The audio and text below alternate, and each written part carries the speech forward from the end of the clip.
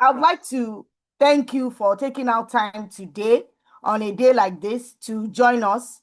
And I do hope that you go leaving this session a better person, a better individual, and you will be able to tell yourself that it was worth your while attending this session. My name is Bolaji Shote, and I'm the founder and lead consultant at Ingenuity HR Solutions. I'm not going to be going into so much stories about our um, speakers today, our guest speakers for today. I was very intentional about all those people that I felt were um, seasoned professionals whom they would be talking not from their professional experience alone, but they will be talking as intrapreneurs because the theme for today is about achieving all-round success as a worker, the intrapreneur possibilities. And what does that tell you? Is it just when you are an entrepreneur alone that you can typically make it in life or be successful as a professional? Because we'll see the trend of um as a recruiter, one of the major challenges that our clients are facing is in recruitment, getting people, getting the right talents. People are saying, especially the young ones, oh, I don't want to work for anybody. I want to start my own thing and all of that. And so sometimes people who are doing the regular 9 to 5 job that are entrepreneurs, or maybe not regular 9 to 5, but they're working for other people, not as a consultant, as most of us who are here, most of the speakers are, but they will be talking to you from an experience of people who have lived it. They've worked as entrepreneurs, and some of them are now entrepreneurs as well, or also employers of labor. In no particular order, I'm going to just be introducing them. I have with me Mr. Adeyemi Ajayi. Is popularly known as Prof. Sometimes it's even so hard for me to remember his name because I'm used to calling him Prof. He's the CEO at Exitium Consulting. I have with me Miss Temitope Adewumi. She's a seasoned HR leader. I have with me Dr. Leke Oshiemi. He's the CEO, he's the founder and CEO at Recruit Consulting, a leading HR consultancy firm. And I always call him my mentor. So yeah, that's it. Then I have um Mrs. Stella Obialo. She's currently not here, but she will be joining us any moment from now. And she's the Chief Operating Officer at Viasos, a I think they a tech company in Asiware. So, and we have with me Mr. Shegun Aremu. I call him Pastor President Shegun Aremu. He's the Group Chief Investment Officer at Whitecrest Capital. He's a finance guru and is the current president of the Covenant Alumni Association. Um, Welcome, Prof. Temitope, Leke, and Shegun. You're all welcome to, or Coach Shegun, like I call him. You're all welcome warmly this evening. Thank you. Thank you for having us. All right, let's go into the business of the day. And I've come together with a laundry list of questions, but there's the very first question I want to ask, and this is a random question. I will start. Let me give Temitope the floor first as the lady. Before I'll take Temitope, Dr. Leke, Prof, and then Coach Shegun. Is being an entrepreneur, is it possible, given the realities of the Nigerian work environment, employment environment? We know how the economy is. We know all the uncertainties that surrounds working in the Nigerian situation. We're bringing it home. Is it even possible to be an entrepreneur? If yes, what are the things one needs to do to wear that cap of being an entrepreneur? Thank you. Thank you so much. Thank you, Bolaji. Good evening, everyone. Yes, I will say that regardless of what we call the Nigerian business environment and the challenges, in the midst of all those challenges, there are lots of opportunities as well.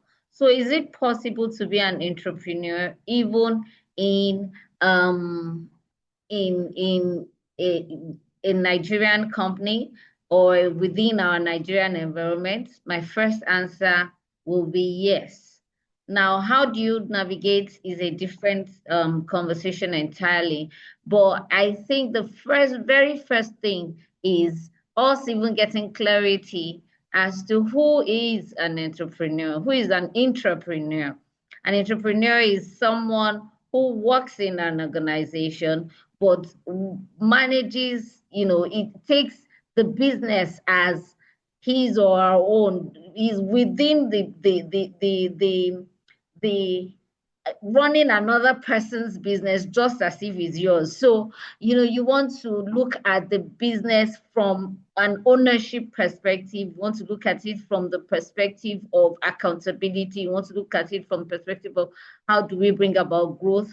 What are the things that need to happen in order for the business to be sustainable and also to grow? So entrepreneurship is, for me, starts with a mindset, right?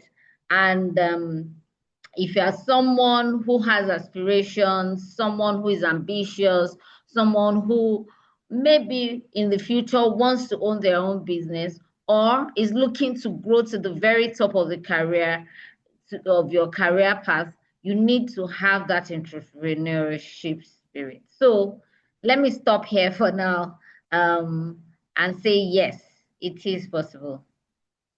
Thank you. Thank you for that. Over to you, Dr. Leke.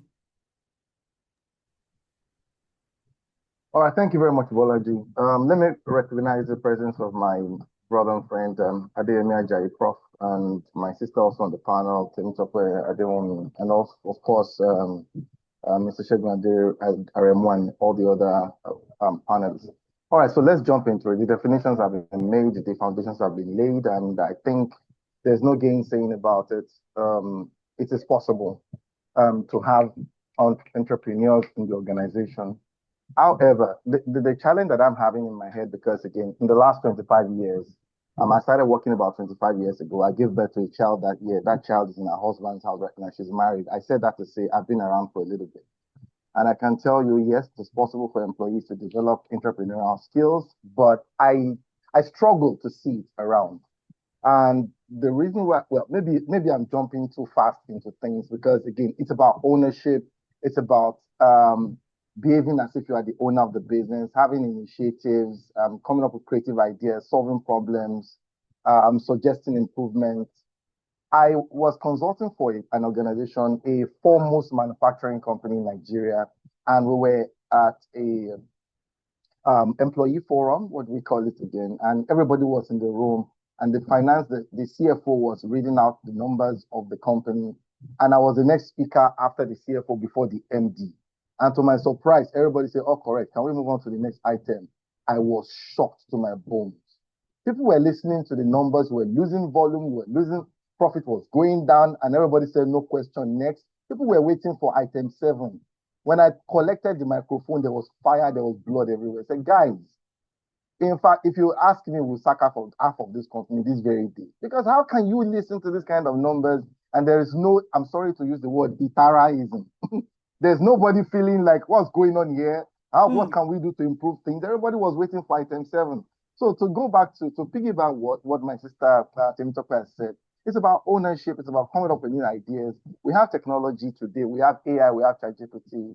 We have Claude. But I'm struggling to see where people see the business as if it's their own. Maybe I should just stop there before you call police to arrest me. I have a lot to say along this line. No, don't worry, we'll get there. Thank you so much. Over to you, Prof. Thank you very much, and good evening, everyone. I don't know if I should show my face like Japan. In case you see me with glasses, just understand. One of the things that organizations are gradually breeding unknown to them is a shift from an employee being a resource to employee being an entrepreneur in business. The two speakers have given explanations or definitions to this, but I have a fear, and that fear is the enabling environments that will create this crop of workers. A long time ago, I was working with an entity that believes that you should be an entrepreneur in the business, and that is what we all believed, not knowing that we're just being used as tools. That's the first time I got a definition that there are three major resources in every organization, but now it's four. You have the financial, the physical, the human resources. And that person said you are the human resources that we need for business. Meaning technically you're just an asset that contributes value. Though the fourth one is technology now. Now, is it really easy having entrepreneurs in business? It has on its own dimension. In terms of value, I'm just trying to pick. In terms of value, you see, you can be played and you can play the business owner. It's one way or the other. Some organizations want entrepreneurs, but what they sell to employees are not really what they intend. And let's get it clearly, don't get it twisted. It's all boils down to the reality of the environment. So, in short, the word intrapreneur makes sense if it is ideally implemented the way it should be. But people are likely to make mess of this. And I will tell you, if I find myself in that situation where somebody is calling me intrapreneur, I'll think twice. Or where my employer wants me to be an entrepreneur, I will think twice. And I'll be very brutal. Thank you. All right, thank you, Prof, for that perspective. Mr. Shegun Aremu. I'm with you. All right, thank you so much, Coach B. And I want to appreciate everyone who have spoken ahead of me and all. I want to say that the journey into entrepreneurship as for an employee, it begins with something, and that thing is called an ownership mindset. It goes to mean that from where you're looking at your productivity as a person. If you're not productive in somebody else's business, you're not productive in your own business. So if you don't own somebody else's job like your own, you will not be able to own your own as properly as possible. So many people mistake entrepreneurship as rebellious, as okay, let me do it out of anger or let me do it out of getting back at somebody. No, it's about how do you run somebody's own so well that you can now also establish something at the side, and it doesn't have to be in conflict of interest. It can be something that now attends to your passion or your skill. But the most important thing is that on all fronts, you are giving value and you are adding value. And in the day that we have now in Nigeria, you have two options. It's either to increase revenue or cut costs. But believe me, the best thing to do at the moment is increase your revenue.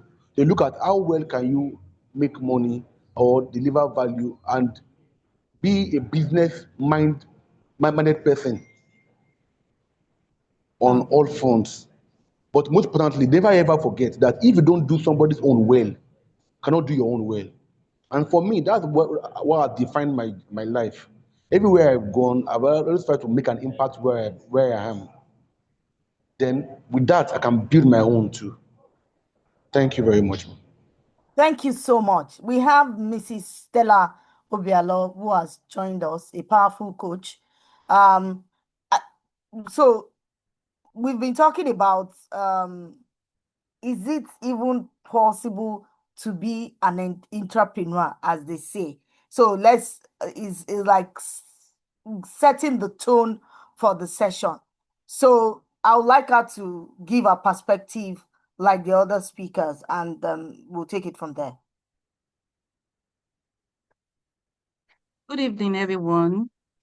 Good evening. Good evening. Thank you for the opportunity. I can see some of my powerful colleagues on the call. I can see Prof. I'm calling you Prof. Adeyemi Ajayi, Segun Aremu, Temitope Adeomi, Dr. Leki Oshiemi, and thank you so much. Thank you for having me. And of It's course, a pleasure to have you. It's a great honor. yes, Anytime, so any. I know the reason. You know the reason why I have to bend backwards just to be here today. I'm so honored. Thank you so much. I'm honored. Thank you Thank so you. much. All right, so let me come from the perspective of impact and adding value. So most times people, yes, I love what was that Shegwari said, what he said about ownership mindset. At times when you do things and you do it like, you're just carrying out a function, like a task. You're not seeing the business as your own. So it's just put yourself in the mind of the business owner. Will the person do it this way?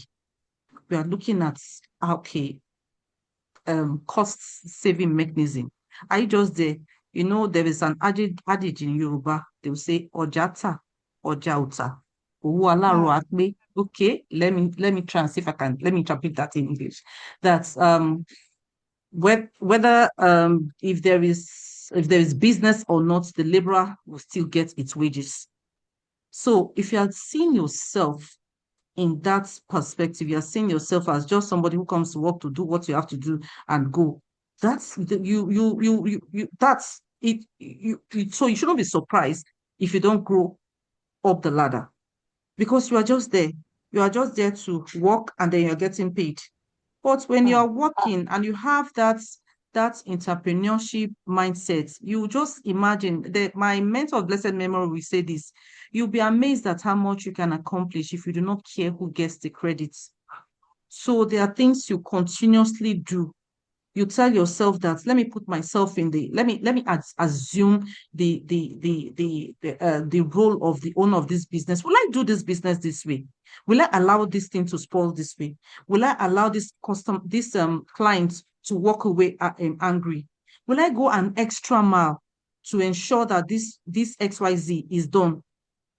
How do I relate with my colleague? Oh, when it's time, I'm checking the time. Once it's 5 o'clock, whatever I'm doing, I've dropped it and I'm off.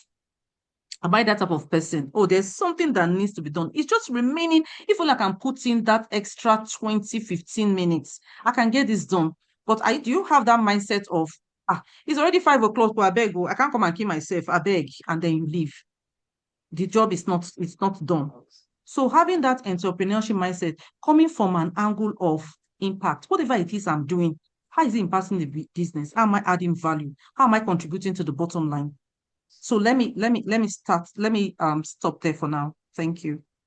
Okay, thank you so much for that powerful and thanks to everyone for the powerful opening, from you talking about impact and adding value to all the other speakers who have talked through different areas, talking about an enabling environment is what is going to lead to having that ownership mindset. You know, that also when you're an entrepreneur, it also enables your journey into being an entrepreneur by the time, because once you have that ownership mindset, it's easier for you to run with it. And the reality is that people that have not had that entrepreneurship mindset, they might find it difficult when they become entrepreneurs as well, because hey, they've not been used to, owning things and all of that. And that's a discussion for another day. And then I particularly like that adding value to the business. How are you adding value to the business as an individual? Okay, I am going to be going ahead with you. And my next question to you will be um it's like a personal question. I will call you an entrepreneur. You are the chief operating officer for a top organization. What does all-round success, what does it mean to you beyond the salary and the promotion? I remember when you joined the organization, you were not a COO, you were the head of HR, but then you moved to being a COO. The real question is, what does success mean to you beyond that promotion or that title that you currently wear, which is a promotion? It must have come with some sort of benefit and things like that. What does success mean to you? Let's hear from you. That's Mrs. Stella. All right. Thank you very much. What does success? Success to me is about, it's about answering some questions. So when I joined the organization, of course, like you rightly put it, I joined the organization 2020. I joined as the head HR. So I've been in human resources and administration like from 2020 before then, let's say 20 years. Because this year, 2026, will make it my 26th year in practice in the corporate world. And I've always been in HR and admin. So as at that 2020, I was in my 20th year in practice, and I joined this organization. Of course, it was people thought I was crazy. I moved from Lagos. I went to Benin. At that point, I had worked in a previous organization for 10 and a half years, and I moved. And people were like, how can you leave Benin? How can you go to Lagos? Like, seriously, are you okay at all? Is there anything problem? Are you okay? What? I said, okay, it's where I want to be at this point. I told myself, when I'm leaving that organization, I either want to go to an FMCG or a tech-enabled organization. And I was able to get this. As at then, I had 4 offers. I settled for this one, Visos. Visos, then it was Visos Technology Limited, but now it's Visos Limited because we've moved beyond it being referred to as a tech company. So talking about success, I was able to answer some questions. As at then, when I joined 2 years down the line, the COO resigned and had to move on, and so there was no COO. That role was very, very vacant. And then we're searching for available personnel to fill in that position. I told myself, COO, hey, I can do this now. Can do it. Yes, I told myself I can do it. And that office, I used to pass that office. I know it's very, very transparent. You have to pass it like all around glass. I'll pass that office to my office every day. I say, anytime I'm passing there, I say, this place, that chair, I'm going to sit on it. I'm going to sit on that chair in the nearest future. Let's watch and see. And then what did I start doing? So when we started talking about being an entrepreneur, first, I needed to understand. For me to get from this point A to where I want to be, what do I need to, what are the gaps? What do I need to put in place? So they're studying, how does the business make money? Me, what do I know about a tech company? Most times these people come and they're always in the boardroom, they say they're having stand-up. You don't just stand up.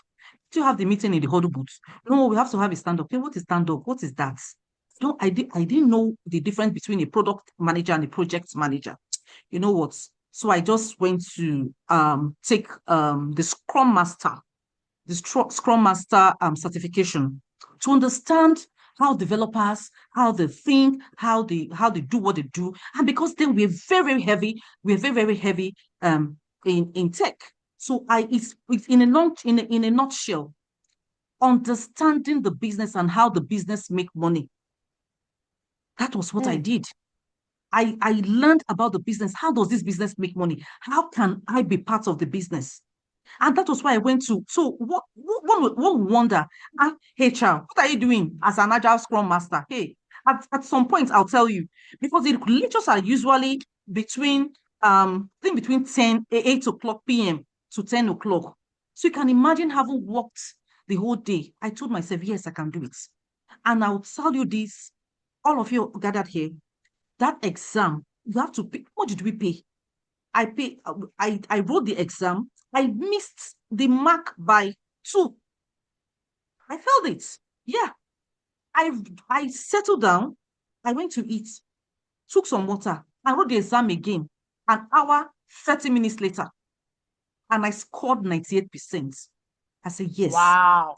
Amazing. Resilience coming to play. I said, no, don't settle for no. I have a yes can do attitude in everything I do. I don't believe in, and supposing it doesn't. Me, my own is supposing it works.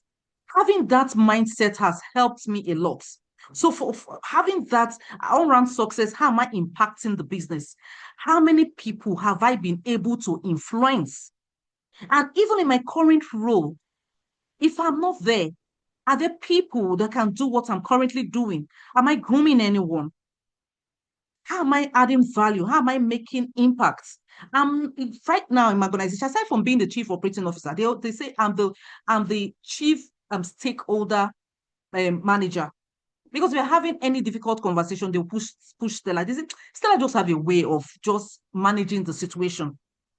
So for me, it's about I'm adding value. I'm happy doing what I'm doing. So success to me is the value I'm adding to the business, and the type of now I'm in operations. How have I been able to identify risk, mitigate this risk?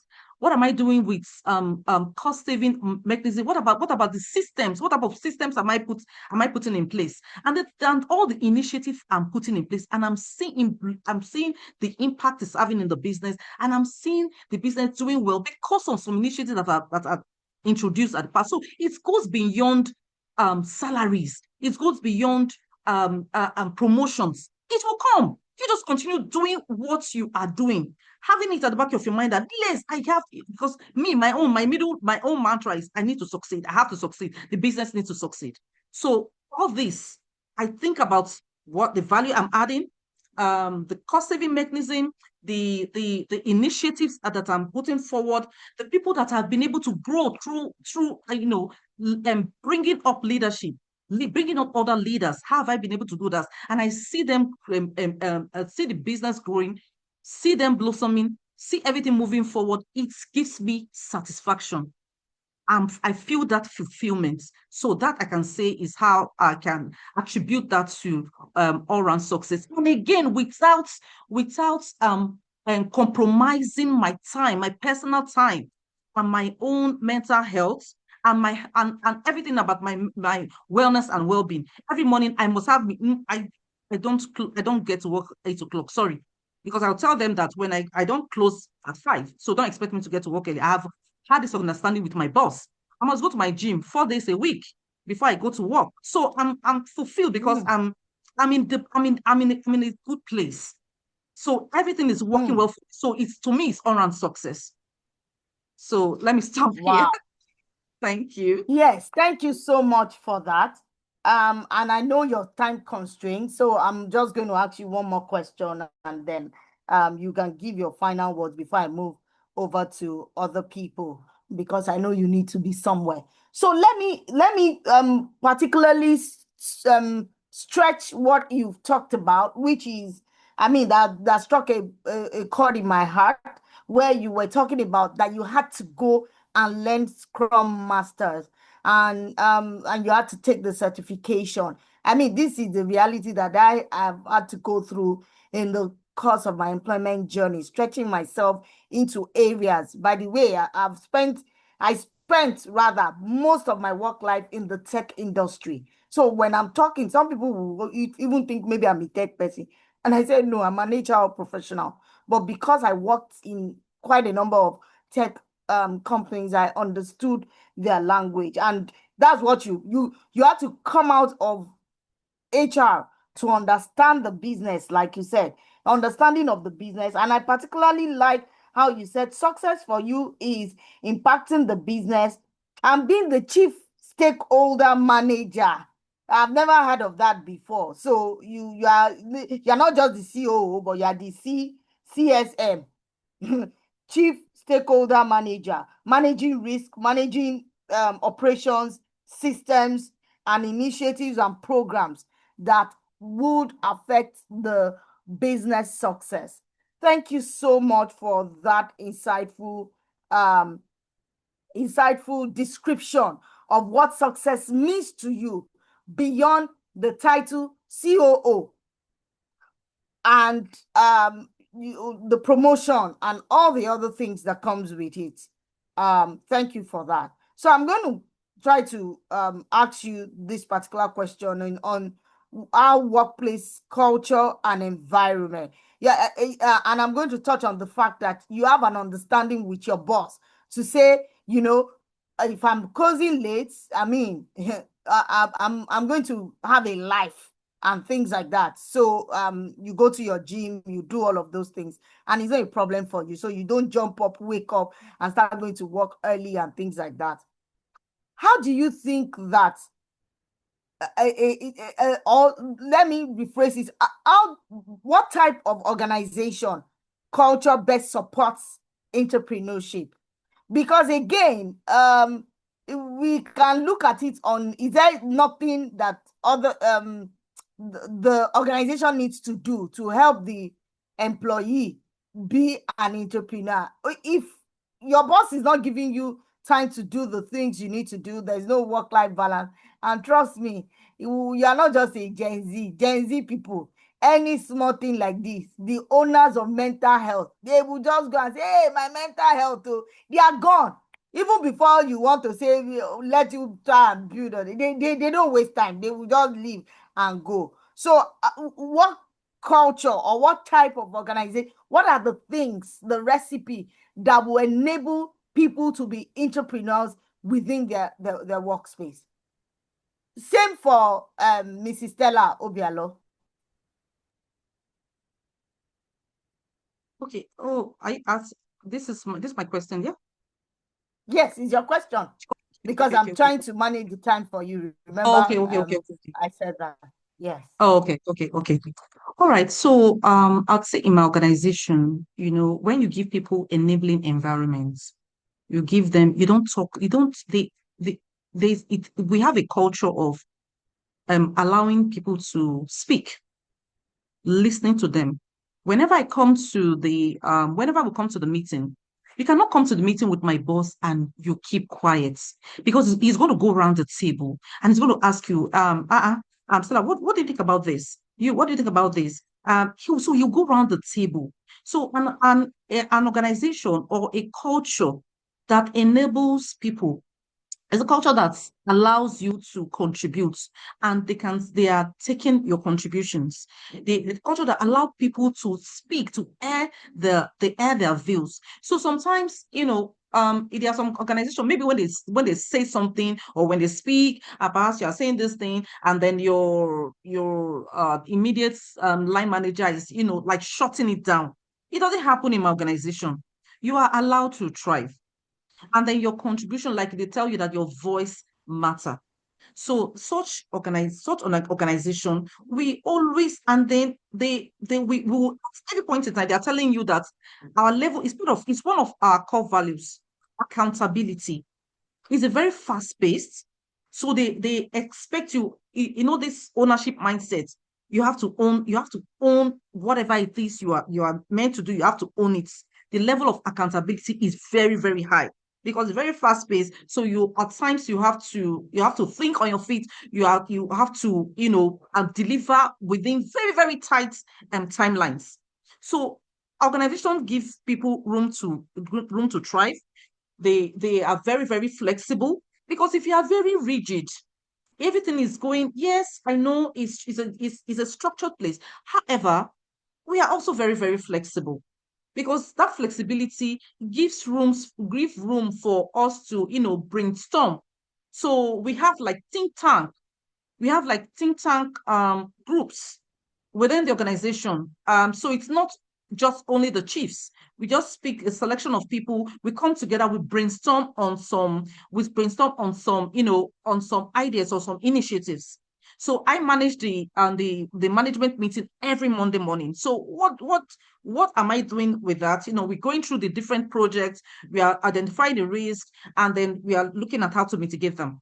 And when I realized that we are wasting more time every Monday we go around it, and it's going to over 1 hour. So what do I start doing? I started thinking smart. So one other thing that my organization, one other thing they do is that they will ask you, do not come and ask me any question that you have not asked AI. He's there. We even have an AI unit, a full AI data and AI department in my organization. So they allow you to come up with initiatives. They allow you to thrive, and you come forward to say, "These are what I've been able to come up with." And then someone actually came up with this, that it's against us just coming to go through the project every morning. Why every Monday morning? Why don't you send a link? And then we send in issues that needs to be discussed aside from the agenda for the meeting. Everything is there. And then if you have any issue that needs to be discussed ahead of time, you put it on that link. You see, someone came up with that. I'm heading the management meeting. Shut that down. You understand? So an organization that allow you to thrive. If you bring forward anything, my boss will tell you, I will bow to superior arguments. You understand? So an organization that allow you to thrive, to allow you, when they listen to you, they have their ears opened, and it's an open door. You can always come forward, and if you find out that you come up with this initiative, it's been taken, everybody are giving you thumbs up, and we celebrate, and you are celebrated. Every now and then, at the end of the month, you're celebrated for something, for this initiative that you have been able to come forward with, and it's making the business to thrive. So if you're in that culture, you'll be thinking about what you can do to help the business. Everybody understands how the business makes money. Everybody understands how the different business units makes money. And they are already thinking commercial mindset. They're already thinking, okay, this is what I can do to add value. This is what I can do to also make money, because any business you bring forward, you get your percentage. You understand? So the organization is already giving you an enabling environment to be an entrepreneur before you even get to be an entrepreneur. So that I'll say. Thank you. Thank you. Thank you so much. I know because of your time constraint. Again, thank you so much, because I know today is a very special day for you, where you're celebrating the birthday of your husband, your super supportive husband. Yes, sir. Yes, so happy 60th birthday to him.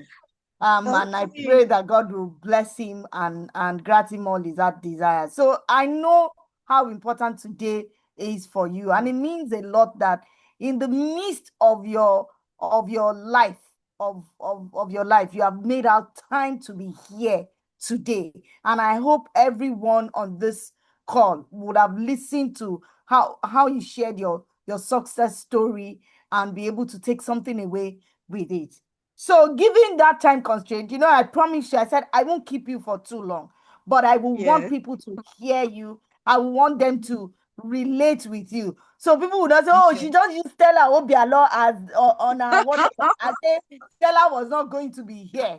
All the people that I invited, I knew the kind of substance that they carry, and I knew that there were people that people could relate with their story. So I'm just going to give you an opportunity to give, what are your final words? This whole entrepreneurship thing, is it even possible from your own perspective? Because I'm still going to go to the other speakers. Is it possible at all? Or given all the challenges in Nigeria and, toxic work environment and all of those things people talk about, is there a reality? Can people be successful as entrepreneurs? You are in a position by yourself when you're an entrepreneur, because I mean you work for someone within an organization? Is it possible to still have that fulfillment? Is it something that is realistic, or are we just chasing shadows and using buzzwords? Oh, entrepreneur. I'm sure some people who are here are asking that, what is even the meaning of this entrepreneur? I don't even understand. Let me go and hear what they have to say. So, what are your final thoughts on this entrepreneurship? All right. So when employees begin to think like an entrepreneur, is a point where they stop to see their role as just mere job descriptions, right? Mm. You begin to see your role as you begin to see yourself as a business owner. So the structure of the organization is not a limitation. So you don't say, oh, because you're working in a structured environment, it might be a limitation for you to be an entrepreneur, and then finally an entrepreneur. I'm an entrepreneur within the business. Also an entrepreneur. Yes. Mm. I have my side hustles. And luckily for me, I have worked in an organization where they do not frown when they hear that you have, because some organization, to be sincere with you, they wouldn't want you to do any other thing. If Mm. they would want to go into other business, even if the business is not in similar trade, they would want you to do that. My boss is aware that I have HR priming with Stella. Mm. 2 months ago, my boss recommended someone to me to join the academy, so Mm. they know. When I launched Labora, my boss flew in all the way from Abuja. You were there. He flew in all the way from Abuja for my Golden Jubilee. When I launched that, he knew I was going to launch a platform. They would support you. You understand? So they see the organization, see it as a structure. It is a platform. The question is whether you are simply operating within it or actively creating value through it. So that would be my closing remark for this. Thank you. Thank you. Thank you so much. And do enjoy the rest of the day and your husband's celebration. And thank you so much for being here. We do not take it Thank for you. granted. Thank I you. do not Please, take it for granted. yes, I also want to get the recordings because I would love Oh, to listen definitely. more. Eh? You would. All the big wins on the house. I would love to listen to them because me, I'm a shameless learner. I can Oh, learn on the yes. fly. I'm always with my paper and my biro. As you're speaking, I'm jotting down. Eh? So Oh, that's nice. I'll go and use it somewhere else. Yes, because that's if I was saying that if there was an association of shameless learners, I'll be one of the shareholders. Because if you're a Wow. kid, I can learn from you. I can learn from anyone. I don't have any scruples learning from anybody. So, and then seeing the big wings we have in the call tonight, it's just a shame that I won't be able to listen, but I'll get a recording, and I'm sure I'll learn a lot from my colleagues. Not Thank a you very problem. much. Thank you very Thank much. you. Thank you. Thank you for joining us, and enjoy the rest of your evening. Thank you so much. Now I'm back to every other person. The next person I'm going to be asking question is Dr. Leke Oshiemi. And I'm going to ask Dr. Leke, the story you were talking about in the beginning, it struck a chord in my heart. And I felt that um, um, um, it's a question that you should answer. What are the key traits that distinguishes or traits that distinguish an entrepreneur from a regular employee? Let's know that there is a tell us the key things. So do we have employee? Stella was talking about Gota, like people that they are just there marking register. They don't care what happens to the business. If the business dies, that's the business problem. If the business is making money, that's the business problem. But what are the key traits that when you see an entrepreneur, immediately you can say, oh, this is an entrepreneur, from when you see the ones that they're just there, just regular employees. They just came. Some people will say, I just want to come and earn a living. No, that's what they are there for. Is it even possible for everyone to? We've established that anyone can be and everyone can be an entrepreneur. But what are the things that you see that you can say, oh, this is an entrepreneur, this one over, just keep it? Over to you, Dr. Lekoshemi. All right, so I'll just make this rapid fire because again, this is being recorded, and I'm being mindful of our listeners, our audience. I presume, I mean, this being Workers' Day, that the focus is for us to educate, inspire people, maybe young or old. I don't know the demography of your watchers. All right, so I'll jump right into it. Again, I'm speaking from the background of somebody who's been an employee for many years, over 2 decades, and somebody who has been an employer of labor. I think that a couple of things that are very critical that we'll see in someone and we'll say, wow, this person is an entrepreneur, is an intrapreneur. Number one is you have to take responsibility without being asked. I see a lot of, it's none of my business, it's not my concern, that's not what I'm hired to do. I cannot come and kill myself, which is the language we use in this client. So follow through on task until it's completed.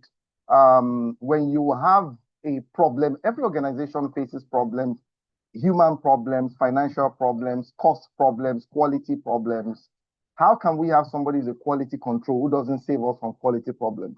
Or an accountant who does accounting that we find ourselves that FIRS is coming to penalize our business. It is out of lackadaisical attitude that people have, that people are hired to do stuff and they don't do that stuff. So there's no sense of ownership at all. And like we have said, Ogata Ogata, I'll get my salary.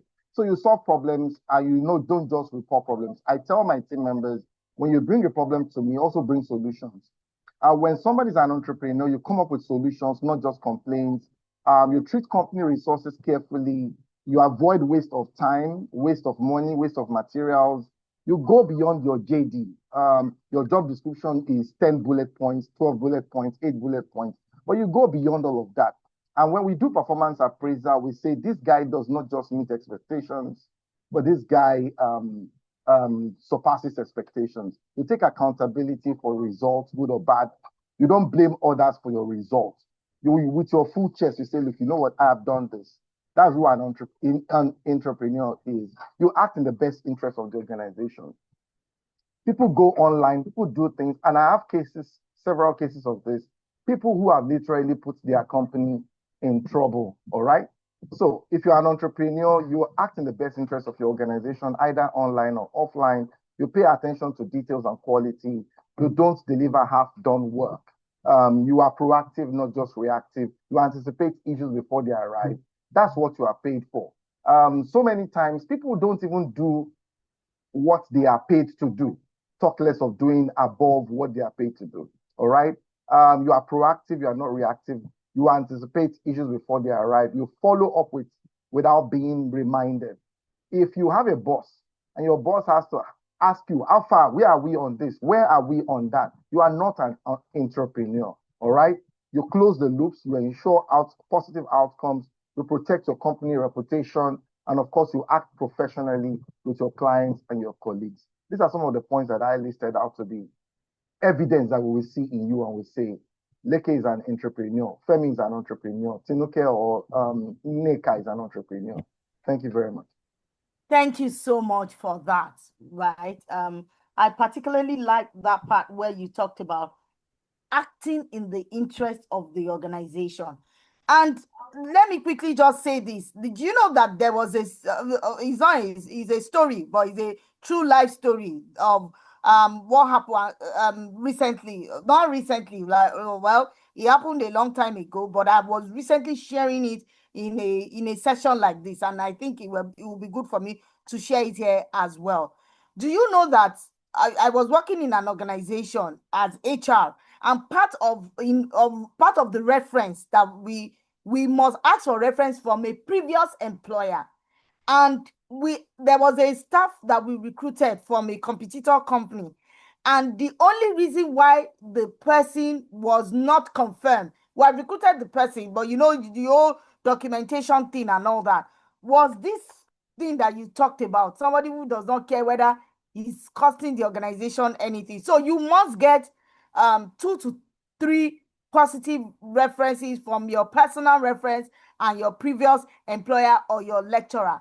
And this gentleman, the employer wrote and said we would not be giving him good reference. They gave him a bad reference, literally. And what they said was he was careless with the company's business, which cost them millions of naira. Now, do you know that was the company that already employed him? He had to go.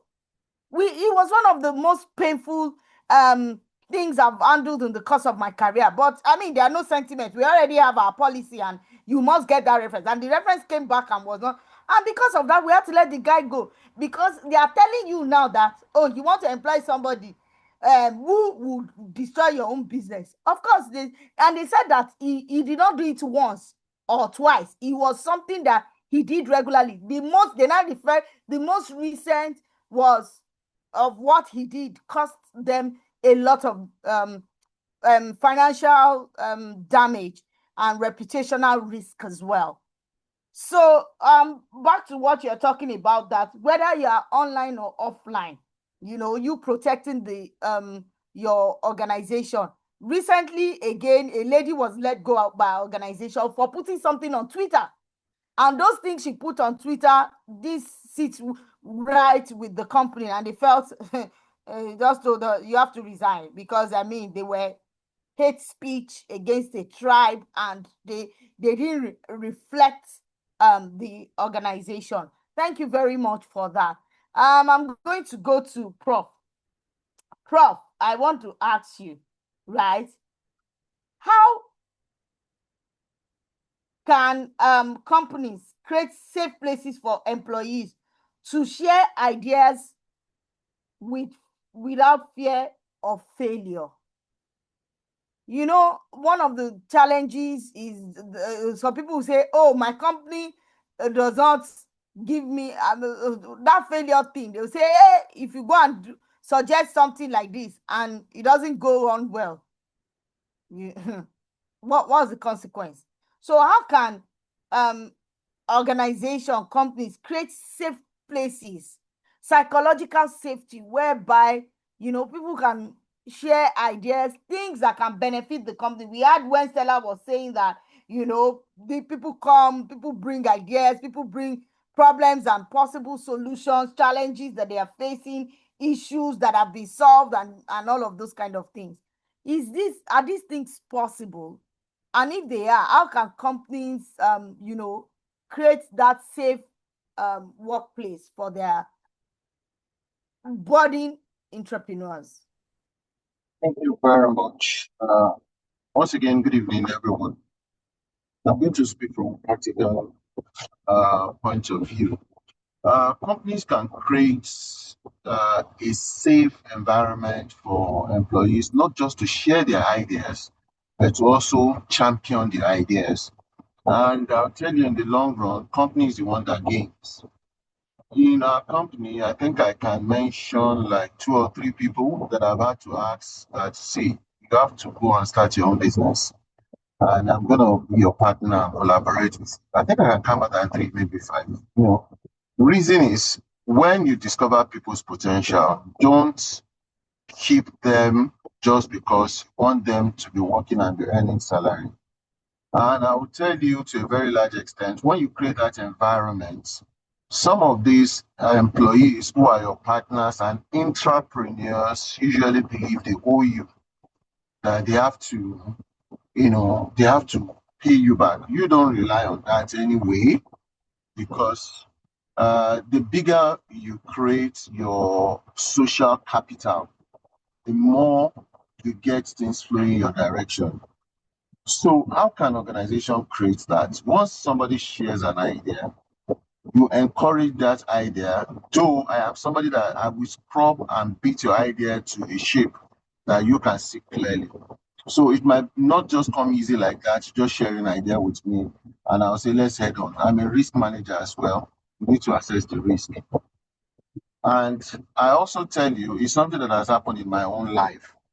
When I was working in the capital market, I approached my MD one day. I said, we can have a consulting arm of this business. And he looked at me and said, how possible? I explained to him, so the company was registered and he became a consulting arm of the business. I tell you, I think on an annual basis before I left there, we were making some very good money. That was almost 10 times of my own salary. And before you know it, we had to recruit people to join that arm of business. It's still thriving till today. And I'll tell you, once in a while, they just look back and say that we need to appreciate this young man for something. So, if an organization really wants to encourage entrepreneurs, first is to encourage people to even bring forth their ideas. The second thing is incentive. And I'll tell you that for free. You need to incentivize ideas that add value to the organization. The company I told you that I was able to bring an idea in the capital market, apart from my salary, at the end of the year, some share of profit come to me that I think there was a year that my share of profit was almost equal to my salary. So you can incentivize staff that way. The third thing that you can do also is when you discover people who are who have high potential, within an organization, please don't let them stay too long in that slurry, backward states. Just encourage them, give them a push. Like the story that Stella said, I think one or two times I've had to speak with our MD. He's a very, very flexible and visionary person. He pushes people to think out of the box. So you do such thing in order to first establish and grow the organization. Now, let me tell you the story of Apple. Apple is an organization, it's something that you can check out. It's an organization that has loads of intrapreneurs and Meta. In Meta AI, the Meta company that you see, there was a story that we were being told in our data science class that they gave a particular guy, listen very well, his salary of $1 billion per annum. $1 billion per annum. And because what that guy was going to generate for them was very heavy. In fact, I think it's involved the US government questioning them and everything. They said, this is the value this guy is bringing. Now, that guy is an intrapreneur within that organization. So I would say largely, who gains in terms of intrapreneur? The organization gains more. So you create an enabling environment, let people's idea be such that if you are able to beat it to shape, encourage them. In fact, I will tell you now, organizations are beginning to see that the people that really grow the business are not necessarily the management and the board. It is the employee, and it is what you make them to do. Let me tell you this in 30 seconds. We have a staff in Abuja. At some point, we told her that, see, we will not be able to pay your salary. We will not be able to increase your salary. So we told her that whatever business you bring in, you get 15% of that business after cost. I think we almost shot ourselves in the leg, but it was not a bad deal at all. Last year, she made almost 63% of our revenue. She alone brought business that generated 63% of our revenue. And this year, she's saying that she's going all out. So who gains at the end of the day is win-win. And such person, we've even told her that, see, start thinking of starting your own business and everything will support. So I think organization should encourage people to really, really come up with the idea and support them. The organization gain at the long run. Thank you. Thank you, Prof, for that. I particularly liked what you said about allowing them bring ideas. They should put incentives that is going to, make them go above and beyond for the company. I'm going to move on to Mr. Mitokwe. What are the common workplace barriers that hinder entrepreneurial growth? What are those things that will make people, or that you will see within a workspace that there is nothing you can do? You can never be an entrepreneur in that kind of environment. Over to you. Yes, thank you so much. I think this question, is very important, because when we talk about creating enabling environments, when we talk about grooming entrepreneurs to become entrepreneurs, it's the first thing that what comes to mind is the leadership, the leadership structure, or the leadership principle of the organization. So that's in itself drives the kind of culture that comes to place. A leader needs to understand that you're supposed to raise other leaders. And so it's very important that you pass that message across, and you also act it in your policies, in your engagements, in your rewards, in your compensation structure, in how you assign tasks and deliverables. So the first thing for me is leadership. Second thing is also development, right?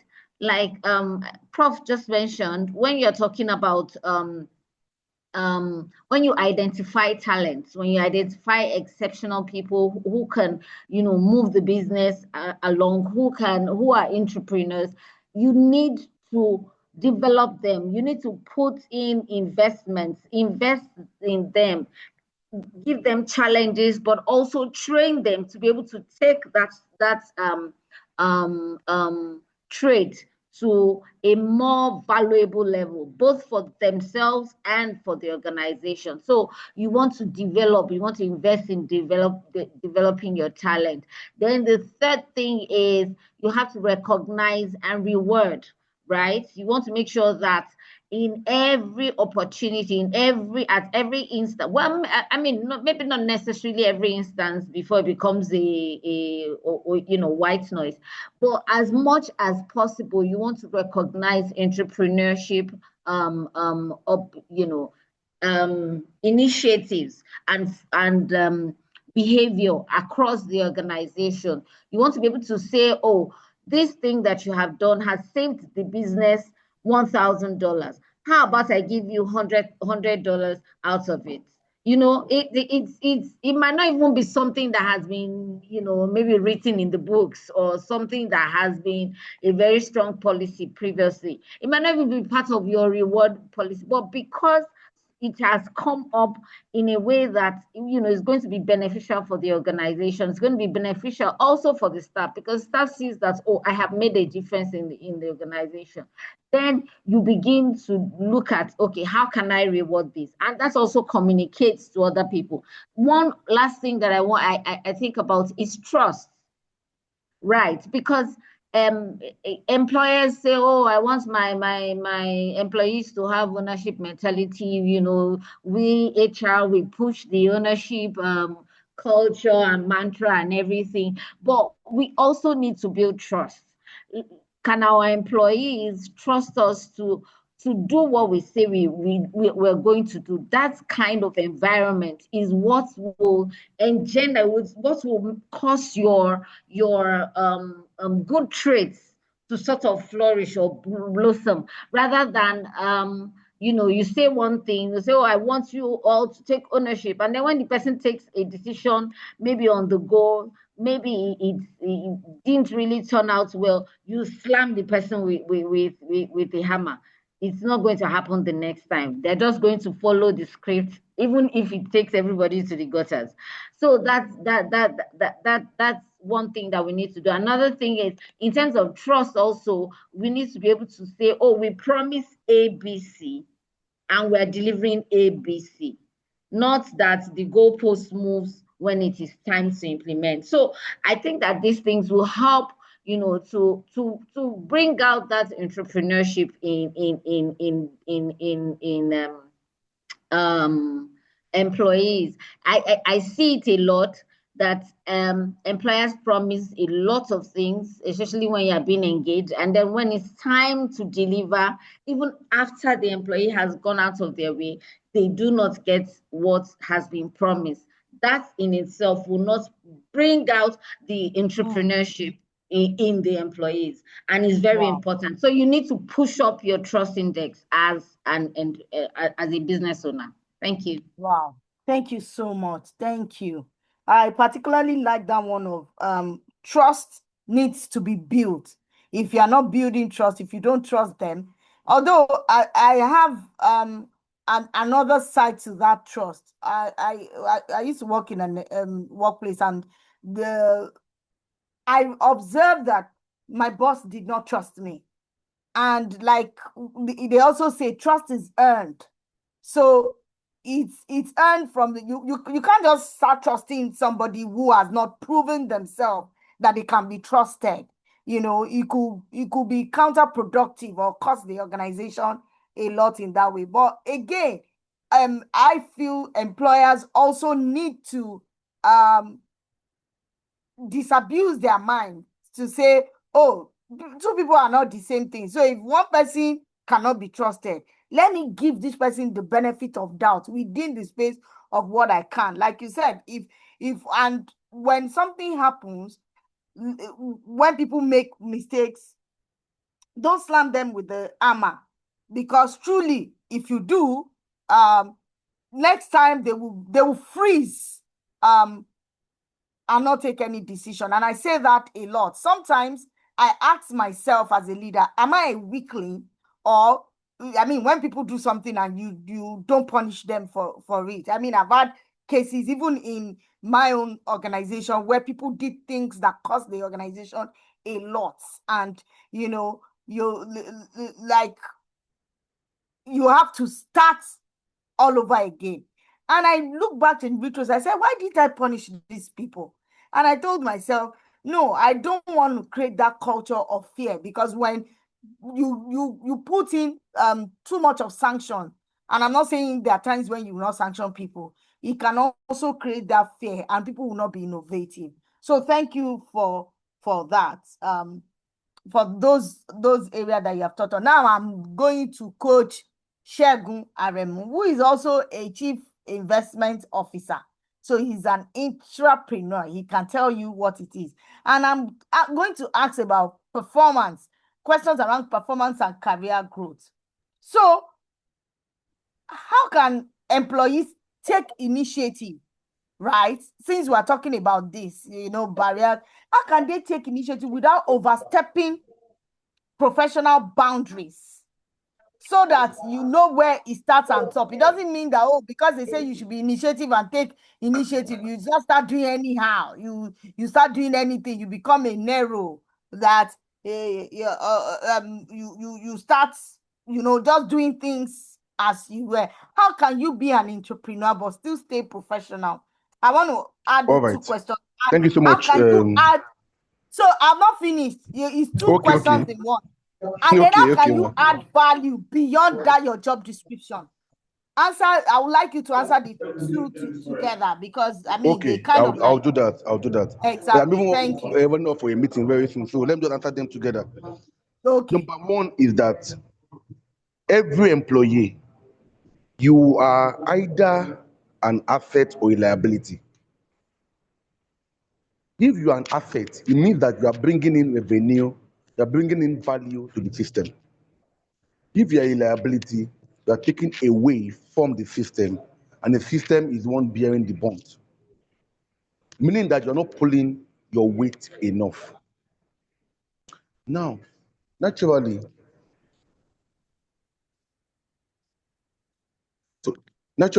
if you are not an employee that naturally takes initiative, you will not be seen as somebody who is valuable. So the way you can do it, that you don't overstep your bound. I've not seen any organ that does not like a valuable employee, that is bringing in value, that's bringing profitability. Once your initiative is moving the company forward, I'm telling you, no boss would stop you. I have taken several initiatives that were beyond my pay grade, but because they were helping the company, I could see the big picture. And in every level of life, in career and in the structure of work, you have people who are at the what stage operation. They know what to do. Some people are at the out stage, they know how to do it. Some people are at the why stage. Those who know the why of why the business is there. I understood the why of my business even when I'm an analyst. So I could tell my organ that, let's make money via this place. We can make money to doing this one, we can make money doing that one. It's easy to take the such initiative. One thing is that at any point in your stage of career, once you are living and working at the why level, you're already in leadership. Meaning that nobody would stop you, or nobody will be against anybody bringing value. And you cannot overstep your bound if you understand the protocol around the organogram of the system of organization. It's good to also take things ahead and also ask questions from people above. And one thing about performance measurement that people must understand is that performance measurement is usually tied to what value you are adding to the organization. If I ask you, how much did your company make last year? How much can you trace that is from your result of your work that you did that resulted in that revenue generation? And this is not about, oh, marketing staff, sales staff. No, it goes across operations, customer service. How well do you treat the customer that they keep coming? All of these have a part to play in the whole picture of things. What I'm trying to say is that you are either an asset to reliability. And my appeal this evening is that everyone listening to me who has come for this mentorship event, make yourself an asset. If your presence is not missed when you're not around, it means that you're not valuable. So people can go on leave for 1 week and nobody will feel it. Some go on leave for 1 day and everybody is feeling it. It's not about somebody not, it's about value. And the value you bear will determine how much productivity the company gets in the end. Because if you win, the company wins, and everybody wins. But again, you cannot overstep your bound if what you are doing is bringing value to the organization. Because everybody is attracted to value. Everybody, no matter who you are, no matter even they forgot for attracted to value. So you are bringing something to the table. Thank you very much.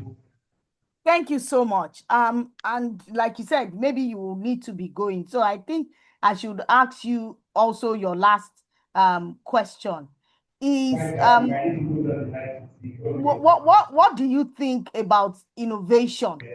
We all know that creativity is something that was there before, but innovation in 30 seconds to 1 minute, how can entrepreneurs be Innovation innovator? Yes, for because you can be seeing things. So you go into a workspace now, they be doing the same thing, the same way they be doing it, and everybody's just, and then somebody comes there and begins to innovate those things. Can we do it like this?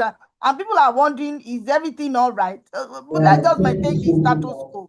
So can you speak to that? I'm coming, give me a few minutes.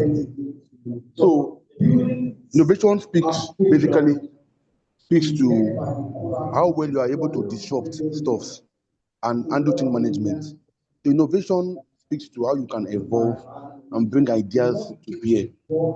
Innovation is more about doing things differently and better so that you can get market share. Thank you so much. All right. Thank you. Thank you very much for that. So I'm going to go back to Dr. Leke Oshiyemi. Dr. Leke, can you hear me?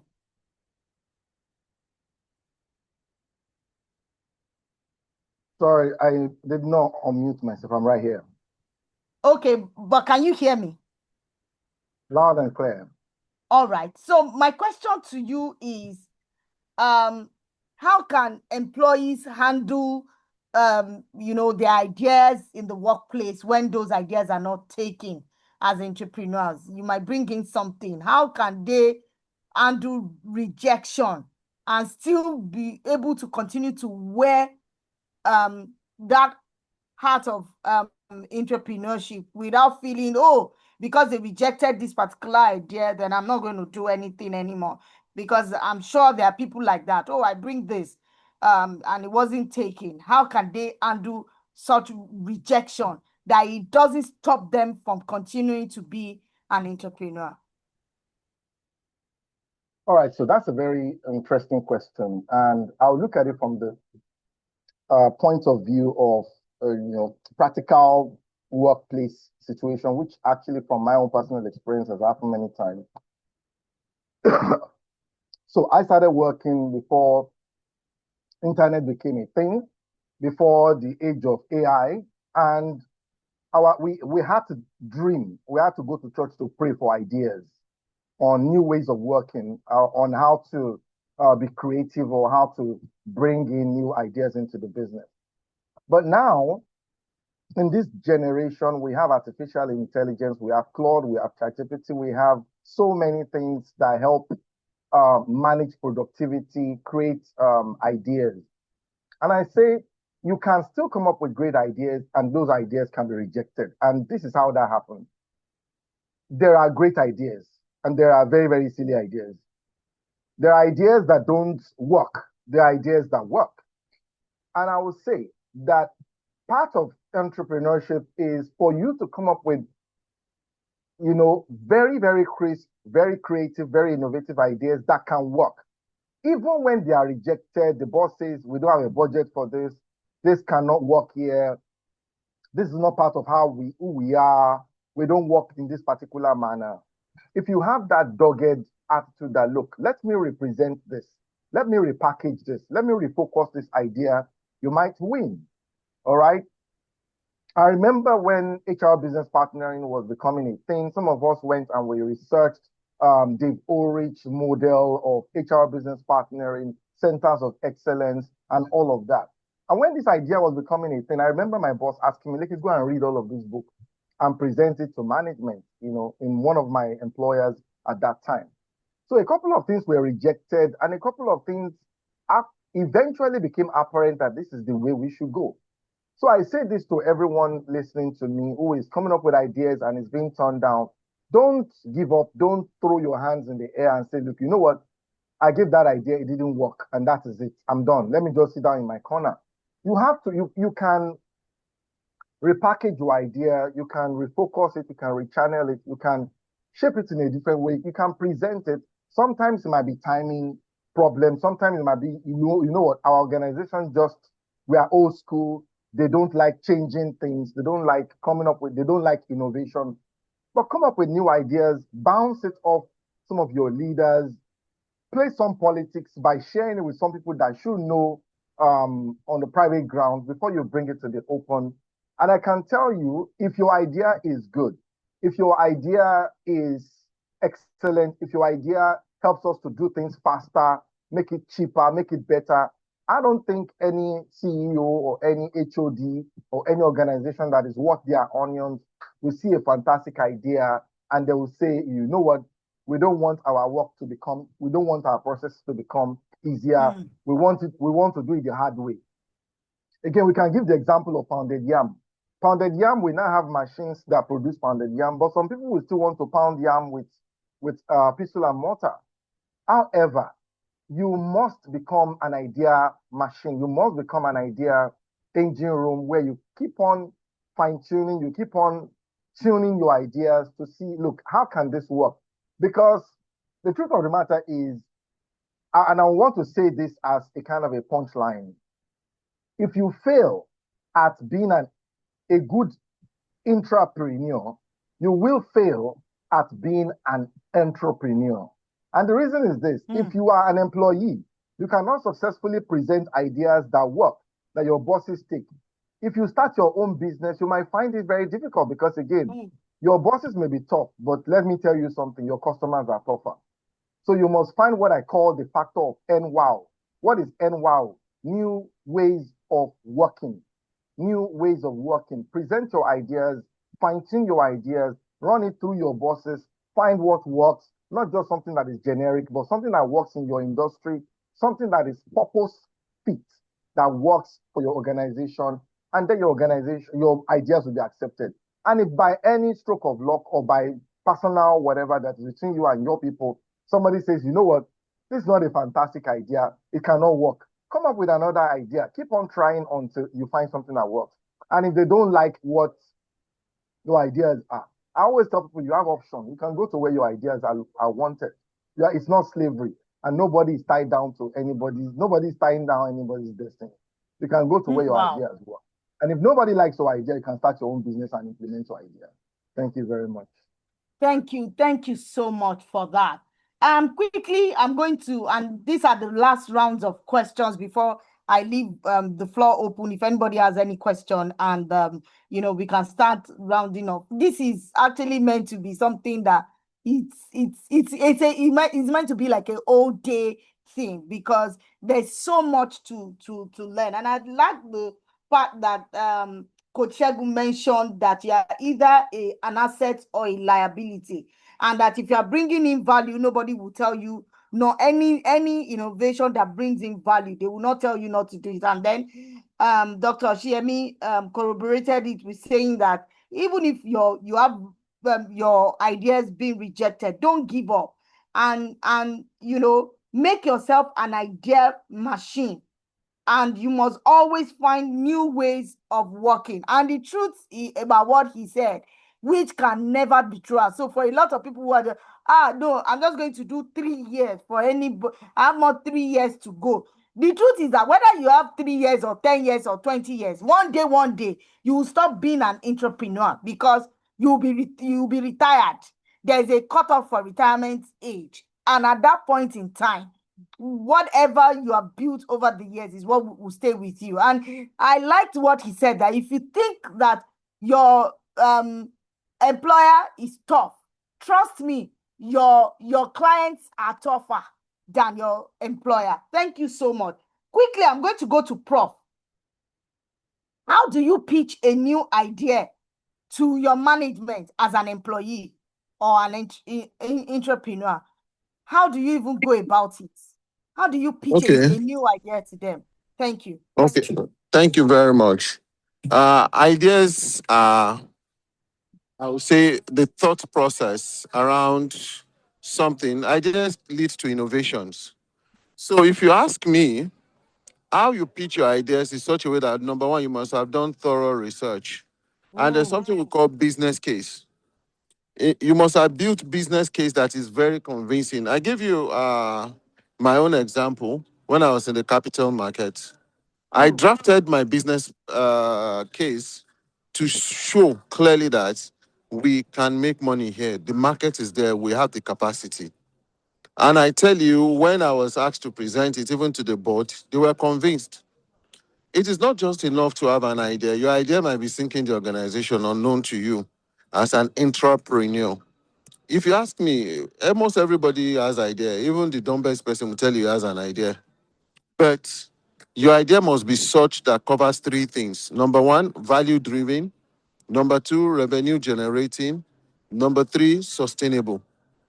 So if you want to pitch an idea as an entrepreneur, do thorough research, understand the business case, understand the market, and you must demonstrate that you have the capacity to drive that idea or to support the driving of that idea. You should have it.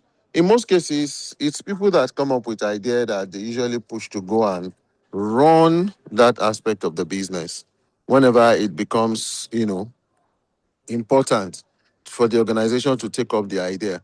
And I tell you, there are some audacious statements you make. In my own case, I told them I don't need 1 naira from the organization to start. We already have the resources. We just need to identify people to pitch proposal. To submit proposals to and work with them. I tell you, we got blue chip oil company on board, and we even went as far as being certified. First, myself, I took the certification, Chartered Institute of Investment and Stock Brokerage in UK. And I have to tell them the level of seriousness I was with this. And we were able to achieve quite a lot. So I think in pitching ideas, you yourself must show readiness and build the right business case. Thank you. Thank you so much, Prof. And then finally to Mr. Mitokpe, what small daily habits can employees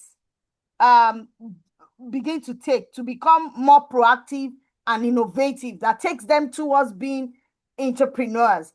People who are not just working, they just don't wear the title, I'm working for this organization, but they are truly adding value. They are, doing things like what Prof had talked about. They are giving value-driven ideas. They are giving revenue generating and sustainable ideas, not just things that the company will start today and tomorrow, boom, is gone. What are those small habits that individuals or employees can begin to take that leads them more into being entrepreneurs? Thank you. Thank you. So I wish Stella was here. The very first thing is I would take from what she said is understanding the business. You'll be amazed at how many people work in organizations and don't understand how exactly the business makes money. Oh, I only work in HR. My work is just to recruit people. Or I only work in customer service. What exactly does the business do? You need to understand that. That will help you drive. Okay, we'll give you a deeper understanding into even the opportunities that might exist within the business. Second thing is to make sure that whatever it is that is your own assigned role is done with innovation in mind. So every day you think of how to make it better. How else can I make it better? The third thing is to look at the whole organization as part of you being part of a team.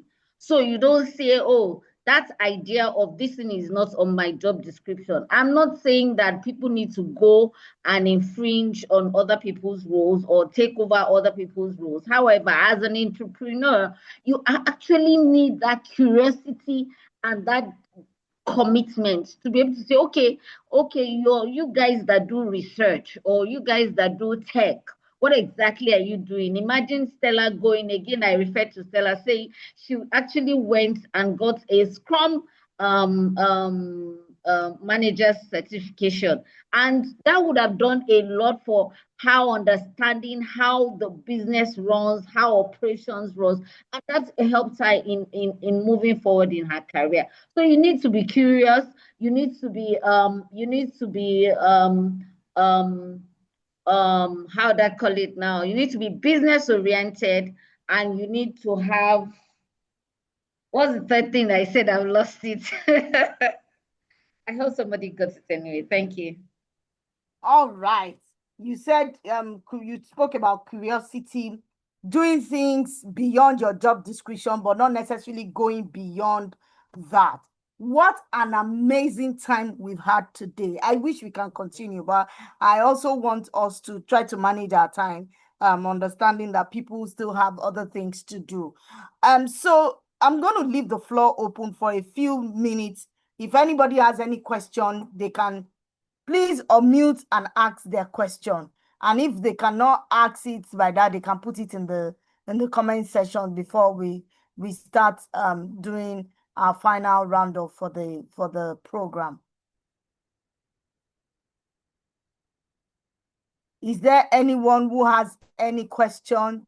Anything that, because I mean, one of the fundamental reasons why this program was started is it gives an opportunity, a safe place for people to ask questions that are bothering them in the course of their career, in the recruitment, in anything that they've been able to do. And I can tell you that if there is anything, there's a lot of things based on almost what each and every speaker has said tonight. Okay, Promise Adura Migba has a question. Please unmute yourself and ask the question.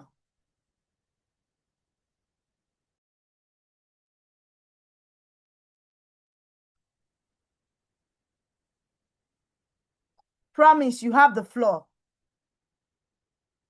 Everybody, can you hear me, ma?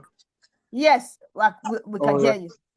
Yeah, good evening, everyone. Thank you for this opportunity. I really appreciate. So my question is that in a situation whereby you find yourself, let's say, in a new work environment and you are trying to take initiative, you are trying to bring in new ideas, and perhaps there's a standard of operation whereby the staff, they do their thing and they feel like you are doing too much, or maybe because you are new in the environment, you are trying to show off, you are trying to just to prove that you are good or you are a genius, and it attracts a whole lot of hatred and envy. How do you manage that kind of situation and just keep on doing your thing without them trying to drain your energy and be like them the way they used to do their thing? Thank you very much.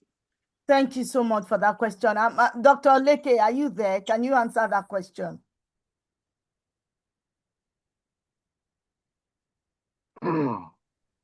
All right, so if I can reiterate your question a little bit. So you're coming up with great ideas, people don't like your ideas, and then there's some level of, let me say, toxicity, hatred. I don't like to answer those questions in the absolute because, again, we usually don't have the full context of what type of organization, what kind of a boss do you have, what kind of environment, how long have you been working there, what kind of input are you giving, and what kind of vibe do you guys have generally, what kind of leadership. I don't have all of that background, so I will answer generically. Having said that, there are two dimensions to this. Number one, keep on giving your ideas. If your ideas are not wanted, and something said something a while back, and I think the top also debunked on it. Sometimes we think we are given fantastic ideas. But again, as an entrepreneur, I sit down here and I say, if the price of fish in the market is 10,000 naira, you ask me to come and buy fish for 10 million naira, I'm going to be laughing at you and you think you are bringing a fantastic idea. The question is sometimes they are not analytical with our ideas when we present them. I want to beg everyone under the sound of my voice, please learn business case, learn how to present business analytically. Somebody was asking a question in a meeting that I was in recently. Say, how always have HR become MDs? Look around you, go on LinkedIn. How many HR people have become managing director of a company? The only one that we know of that I can think of right at the back of my hand right now was his grace out to that position. And that is Bumioni. It is a case that everybody knows about. So let us even leave that one and just calm down a little bit. How And come we Bolaji are not Agbede as acting for Access Bank. okay? Fantastic. I mean, there are not many. There are not many. Yeah, So right. I said that to say we need to learn how to speak the language of the business. You cannot give me a business idea on Word documents. You can't give me a business idea on East and West language. There is a way accountants talk. They talk with facts, figures, business model, income, revenue, assets. We look at those. We need to learn how to speak in those terms, and then I don't think any CEO will see a profitable, a fantastic, a revenue generating idea and say, look, this is rubbish. However, if it comes down to they hate me, they don't like me, again, I say this without any fear of favor. I have worked with 8 different organizations in the course of my career. When I say, okay, I don't like the vibe here, I move. If the place is affecting your mental health, like Bolaji's people always say, please My move. people, Gen Z. Thank you very much. Thank you so much. Thank you. And I'll chip in. Can I chip in here? Yes, but before you chip in, let me quickly also say, and it was actually Leke that told me this a very long time ago. It also might not be that they don't want to take your idea first, but like I said, trust is built. So don't be in too much of a hurry to want all these things that they are doing. They are not used to it. So change management comes in, and I used to remember those days. Some of the ideas I brought into an organization, I was talking to Leke at the time on my frustration, and guess what he says? He said, don't feel bad. We have so many ideas so that if one is not taking, you take another one and you are doing it as a pet project. Afterwards, they might eventually take that one that seemingly they did not take in the beginning. Okay, so you can also chip in, Temitope. Okay, so what came to my mind when he was speaking is that there is also the place of applying emotional and social intelligence, right? So you need to watch the environment. You need to understand who the power players are. You need to understand who needs to be influenced. You need to know how to speak. You need to know what language to speak. You need to know what kind of information you're expected to share. Like Dr. Leke was saying, you need to be able to have your facts and figures appropriately. Then there's a way and manner in which, even if you have something that is, valuable, is not presented, if something that is valuable is not presented in the proper manner, it sort of finds a way of robbing people from the wrong side. And then you lose the benefit of, all the efforts that you put into bringing up the idea. So you need to understand your environment. You need to understand how to communicate within that environment. And you need to understand how to get the buy-in of the influencers. Thank you. That's what I wanted.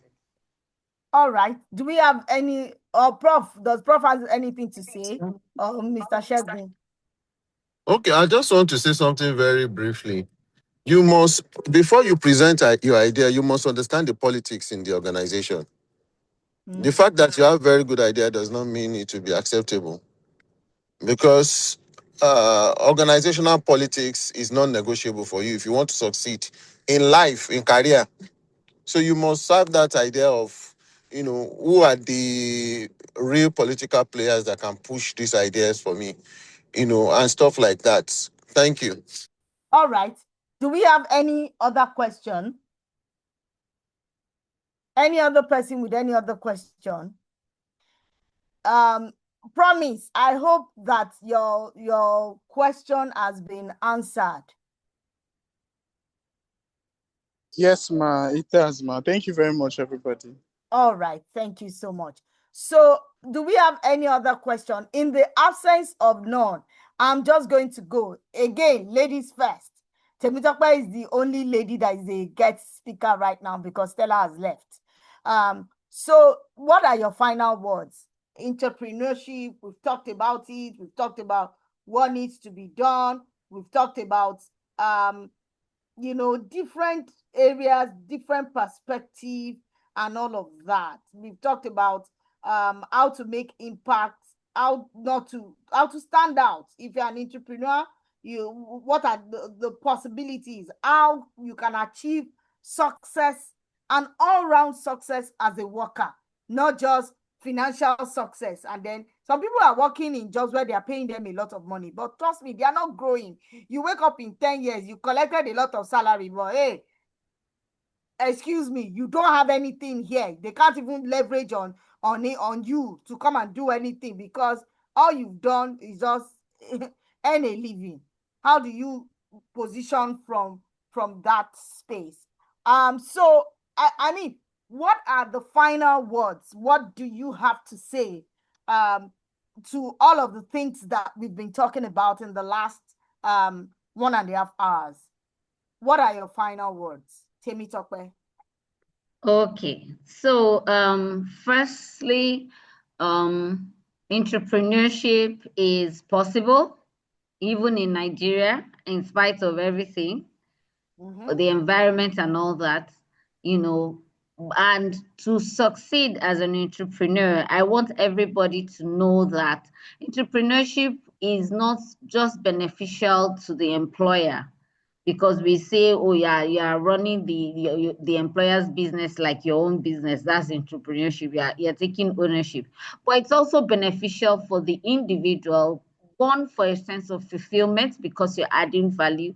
Two, because you probably at some point, if you're able to get yourself to act as an entrepreneur, you probably will end up becoming an entrepreneur later later in life, and you would have used that as sort of your learning grounds for a lot of what you will face when you go out on your own. So it's valuable for the employee, it's valuable for the employer. It's something that everybody should have behind their mind, even no matter the level you are within the organization. That's my final. Thank you. Thank you so much. Before I move on to the next person, so in the chat box, there is the feedback form. We want to know what we need to do. We need you to assess the session. How has it been? How have the facilitators, what have they been able to do? We need you to be able to do all of that. Put it there in the link. The link is in the chat box. Please assess so that we can do better, so that we can improve, so that we can sustain what we've been able to do, so that we can innovate it, as it were. So I'm going to move to Prof. Prof, what are your final words? Thank you very much. I'll just say, if you want to be an entrepreneur, know the context. Number one, you can have the desire to be an entrepreneur and you will be used, and you'll be used gloriously and useless. So I like to say that. And if it's something that you don't see benefit in, go and be an entrepreneur. Take your idea and run it. It may sound stupid, but I would advise someone to do that. But if you see in the long run that there is benefit for you within that organization, being an intrapreneur is not bad. So that's just what I want to say. Don't let's just have fixated mind that it's always good. It might not be a good idea at some point if you're going to be used. I've seen people being used, they got all the ideas and pushed out shamelessly just because the business owners feel threatened. So let's be wise. Thank you. Thank you so much. Thank you so much. And again, I'm always saying something. That's before I move to Dr. Leko Shiemi is the next person. That I mean, is it possible for everybody to be an entrepreneur? So everybody saying, "Oh, like I have been saying that I think that content creation business is going to really is going to crash because it's just dead. Everybody is a content creator, whether they know how to create content or I don't know. Everybody is, and they feel that there is a career everybody can build something in. So, and I think that applies to this whole discussion that we've been having, where everybody just feels that Shebi Prof is running his own business now. Shebi my boss too is running. It is when you get there that you will realize that things are not as they seem. And I think it was Dr. Leke who says, if you think that you are selling to if you think that your employer is difficult, let's see how client is like. Some of us that we've tried it, we know how it is. Sometimes you just, if not because you are very sure that this is the path that you want to take, you can ask yourself, is this really working? So Dr. Leke, what are your final words? All right, so I'll just be speaking straight to that employee that wants to be an entrepreneur, that wants to succeed as an employee. There are several examples, several ideas have been given, but I'll make mine very punchy. Number one, generate a fantastic monthly report. There's a company I used to work with about 5-7 years ago. Somebody called me from there and recently and said, "Leke, do you know that the report template you created in that organization is what we are still using till this very day?" I felt very, very proud.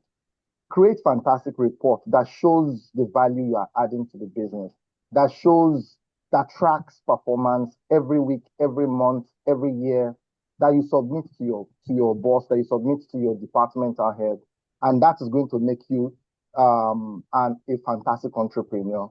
And I also want to say this. I read the book not too long ago, 48 Laws of Power. Always do your best to make your boss look good. I'll say that slowly. Do your best to make your boss look good. In about 20-something years of my career, I was trying to shine. It got to a point when I presented some of my best ideas through my bosses. I did it in their name, submitted it, and they got approved. I'm talking about hundreds of millions of naira and dollars kind of projects. They were achieved through my boss. And I come to realize that there's a lot of benefit in that. I don't have to have my name on it. Guess who was the person that drove that project? Yours truly. So I said that to say this. There are several ways of doing this. You can achieve your goal. You can become an entrepreneur by, number one, submitting fantastic monthly reports of what you are doing and how you're adding value. Don't wait for appraisal. My appraisals are very, very simple. By the time I get to appraisal, you have 12 reports in front of you that is telling you how much value I've brought to this business. Even businesses like HR, even department like HR can submit a business report. How you are adding value to the business in L&D, in recruitment, and how you have saved the business a lot of money. Your appraisal is going to be very easy to do. And of course, make your boss look great by helping them to succeed. And you will also succeed by extension. Thank you very much. Thank you so much. I think Coach Shegun Remu is no longer on the call too as well. He's a very busy person. I understand the fact that everybody is busy, and I would like to thank each and every one of you for being here this evening, for taking out time from your very busy schedule to be here to impact the lives that are listening to this. And like somebody said, this must go to YouTube, and we will surely be sending you the link, and you can always get to have a rewatch and go back and listen to it. These are valuable words, that these are lessons that people go to Harvard. They pay a lot of money to um get the knowledge, get the value that has been. I have my notes here filled with about 3 pages of all the things that I've written tonight, and a lot of them resonates with me, and especially the final words where you talked about adding value, being an entrepreneur, creating fantastic monthly reports. And you can go and read the book, The 48 Laws of Power, right? Do your best to make your boss look good. An employee today, an entrepreneur today, is an entrepreneur of tomorrow. So maybe sometimes you should cut your bosses some slack too as well. And I mean, I've recently written a lot about toxic work environment, what each and everybody needs to do about those things. And for me, my final words are, I think, like I said, and I reiterate, it is impossible for everybody to be an entrepreneur. And you can actually be an entrepreneur and have a fulfilling life. We have quite a number of them who spoke. We saw Stella Obialo, who is the chief operating officer in our organization. She used to be HR and grew into the role. That is entrepreneurship. And Shagun is the chief investment officer for his organization too as well. And wearing multiple hats, going beyond your job, going above, taking the work as yours. And I believe strongly in something. Whatever you do, and those are my own final words, they are seeds for tomorrow. And even sometimes when your employer does not recognize or does not appreciate you, because it can happen, and I'm sure some of us are here and you are telling me to be an entrepreneur when whatever you do is not appreciated. You are doing it for your own self. You're building a path for yourself. You are building social capital, you are building knowledge, you're building expertise that can never be taken away from you. And I always tell people who work with me, whatever you do, wherever you do those things, they can't be taken away from you. Once you know those things, you know them, and it will be something that would go outside of the workspace with you. It becomes part of your brand. It becomes part of what you've done. And let's go with that mindset and be the best we can be.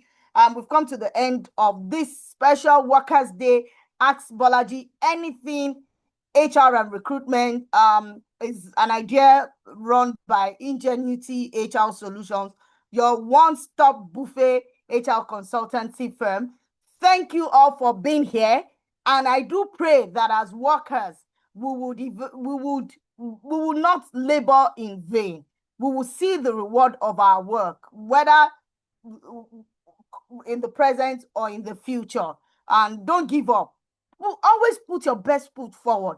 Be excellent, not because of the organization that you work with or anywhere you find yourself, or because you're a Nigerian, so you should just be doing anyhow. You see the way things are, you just say, okay, this Nigeria, everybody's doing anyhow.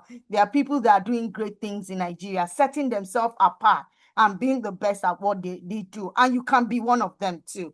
Go with that mindset and be the best you can be. Thank you, everyone, for joining. Good night and God bless. Thank you, everyone. Bye. Bye. Thank you. Bye, Temitoke. Thank you. Thank you, Prof. ma'am. Adeyemi Bye, Ajayi. everyone. Bye. Thank you, Dr. Thank you. Leke Oshiemi. Thank you, everyone who has joined. Thank you so much. Thank you very much. Yeah, thank you, everyone. Thank you for joining. Thank you, thank you, thank you, thank you. Oh, thank you, thank you. Oh, she said all the facilitators are fantastic. And honestly, I've gained a lot from this session. I hope and wish we have more of it. We always have it. It's like a monthly session, and I bring different people. But this particular one, we do it especially for Workers' Day. And that's why we had this session. Thank you so much. Thank you, everyone. Thank you, thank you, thank you, thank you, thank you, thank you, thank you, thank you, everyone.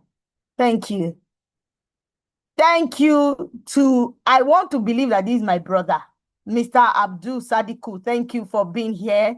Thank you, is appreciated. Ademola Adesanwo, Funmi Ade, Obaloluwa Adegbenro, Oluchukwu, Oluremi, Victor, everybody, Funmi, Promise, Onyinye, Victor.